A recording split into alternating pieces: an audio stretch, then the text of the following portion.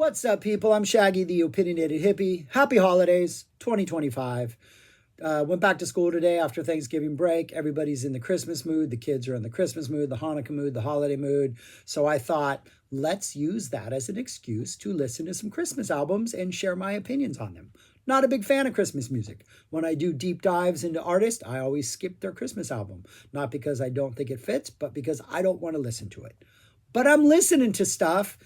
Not going to rank them, just going to review them because why rank stuff? It's the holidays. And the first Christmas album of 2025 is Cheap Trick's Christmas Christmas.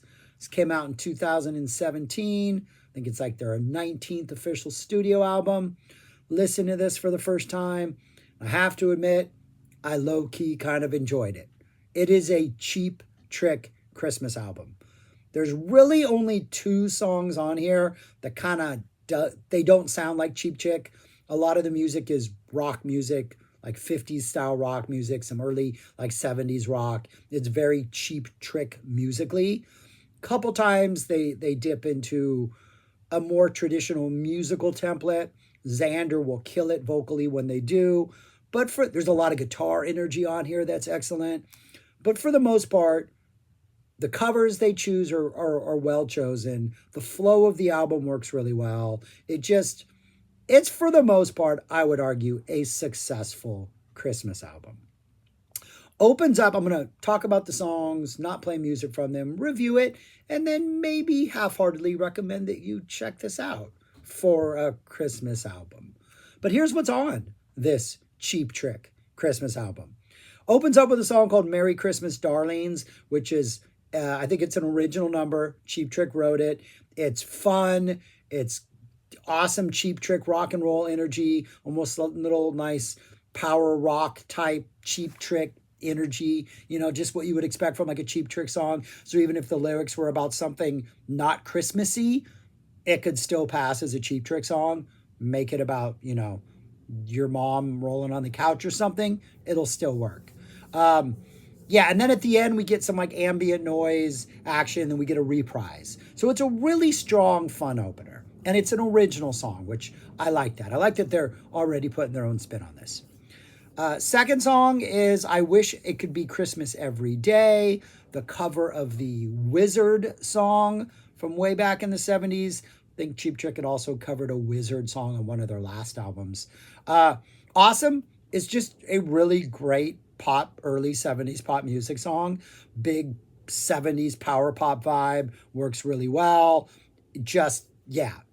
Sounds like Cheap Trick. It's just absolutely awesome. And yes, the lyrics are about Christmas. So if you like that thing, you got that. If you don't, the music will distract you from the fact that the lyrics are about Christmas. Then we have I Wish It Was Christmas Today, which is the Jimmy Fallon, Horatio Sanz song from Saturday Night Live. Great choice of covers. I do think there's just a generic late 70s rock vibe to this, almost like a little angry young man meets power punk pop-ish. There's that late 70s guitar energy. The music is the best part. I don't think the lyrics work as well as they do as like some joke thing on Saturday Night Live, but I think it's an interesting choice at least. We're not in any way treading familiar Christmas ground here. Then we get a cover of Slade's Merry Christmas, Everybody, which is a highlight, a great choice, great performance. The energy is amazing. They're bringing Slade energy to this cover. And Xander, Robin is just killing it vocal-wise. He's killing it vocal-wise on everything he sings, but Merry Christmas, Everybody, he's leaning into that sort of Slade swag. Absolutely fantastic.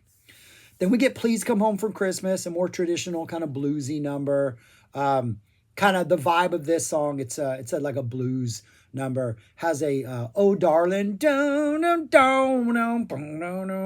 kind of vibe for this song. Another one where the song itself is pretty straightforward and you know what you're going to get. But the band is killing it. Xander is killing it. The performance is absolutely fantastic. Really good job. Then we get a slower song, a piano ballad, Remember Christmas. I believe this is a Harry Chapin number. Xander is killing it. This is a Xander showcase. It's a nice change of pace. We're what, 1, 2, 3, there's 6 songs into it, kind of slow things down, clear the air a little bit, unplug the instruments for a little bit, let things calm down, bring a little more true Christmas spirit musically, but still lyrically. We're not going over the same old ground. An interesting choice. Then we get a cover of Run, Rudolph, Run. Really nice guitar build in the beginning. The way that guitar comes in, it kind of sounds like Deep Purple's Highway Star. Just like, we're just like chugging along, ready to hit it into next gear and take off down the road. Got some nice harmonica action, really good guitar solo. Cheap Trick sounds like they're really having fun on here. And I'm not that familiar with the original Run, Rudolph, Run, but they dropped this really neat, indulgent psych pop thing in the middle of this that I don't think is in the original. Either way, it works as a cover, and it works as like Cheap Trick indulging their sort of Beatles-esque psych pop influences. I think it's a good cover of Run, Rudolph, Run. The one song cover-wise that I was super excited about that I don't think they pull off is the Kinks' Father Christmas. I don't want a replica of Father Christmas, but they slow it down a little bit. They kind of alter the melody at key points. And I don't think the attitude that Xander is bringing, and you know he's capable of doing it, because this is almost right in the pocket of the whole sneer type attitude that they had in the 70s. I just think Davies blows him away with his attitude about Father Christmas. And this is the one where I'm just like, man, it's just the attitude's off. The pace is a little too slow. There's a frenetic energy to the Kinks' original that I think wins this battle. So this was the one song I was just like, now I got to go listen to the original. Kind of disappointed by. Silent Night, calm, some nice single guitar strums every once in a while that we get to kind of enhance the song. It's Xander's killing it vocally, but it is a Silent Night, a rather traditional Silent Night with some rock energy. Then we get the Ramones cover of Merry Christmas, I Don't Want to Fight Tonight. Perfect. Follows Silent Night perfectly. I think it's almost exactly just like a note for note cover of the Ramones. Really perfect from the Ramones' last album, I believe. Good song. Good choice of covers. I like that it's buried.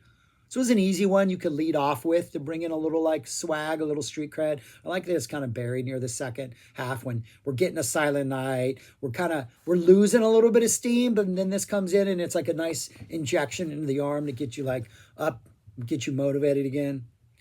Then we have an absolutely weird song called Our Father of Life, which is an original, which is very Christmassy, got some organ action, very churchy with the vocals, some nice acoustic guitar comes in. So you get this, like, I think it's like about a minute of like this organy, churchy singing thing, and then the acoustic guitar comes in.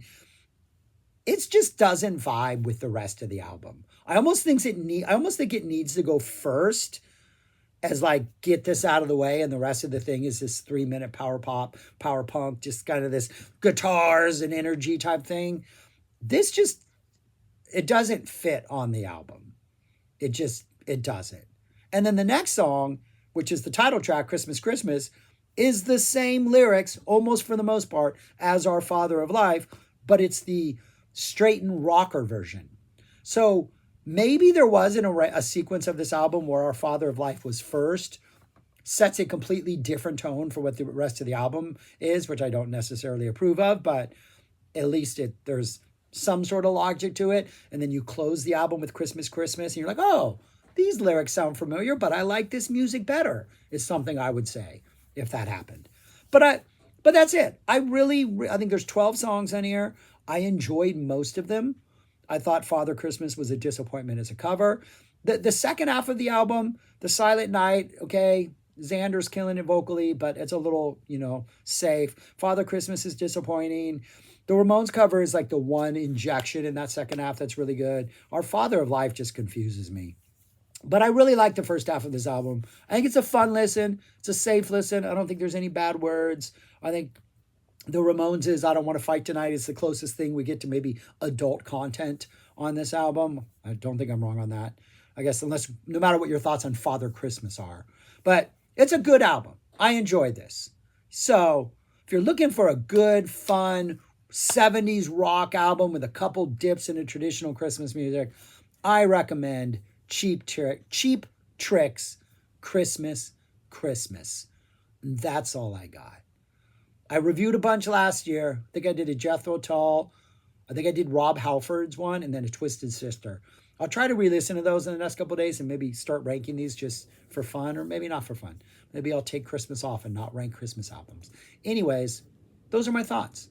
I'm going to do more. It's fun. I might revisit this, actually. I might actually listen to this again. All right, I'm rambling. Thanks for watching. Peace. Talk to you later.